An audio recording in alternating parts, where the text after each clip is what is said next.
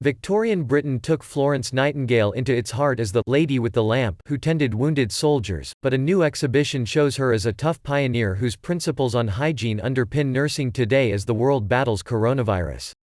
The show at the Florence Nightingale Museum within London's St Thomas's Hospital marks the bicentenary of Nightingale's birth into a wealthy family, and tells the story of how she fought her family's opposition and social constraints to become the world's most famous nurse. Florence Nightingale's legacy is really important. Obviously, she was a forceful leader. And we need clear, visible, strong leadership today and certainly in modern nursing, said Fiona Hibberts, from the Nightingale Academy, a nursing institution at the hospital.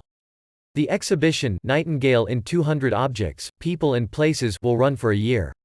St Thomas's is one of a handful of hospitals in Britain with a specialist ward for the treatment of coronavirus patients.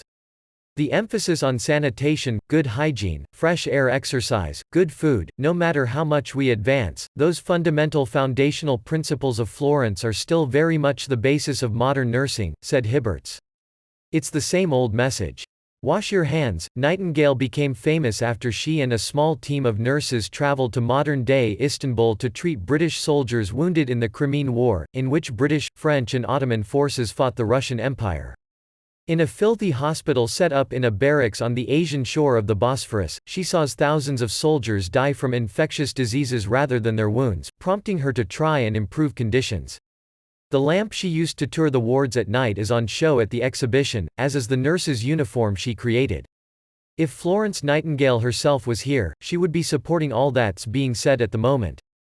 She was absolutely into infection control, hand washing, being very observant, said Yvonne Moores, chair of the Florence Nightingale Foundation and Britain's former National Chief Nursing Officer.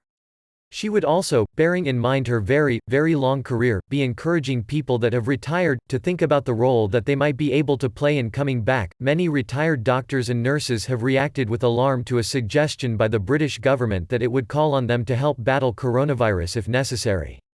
Nightingale died at the age of 90 in 1910, continuing to work and to write late into her life. The exhibition also recreates her London bedroom, allows visitors to smell her perfume and hear a recording of her voice.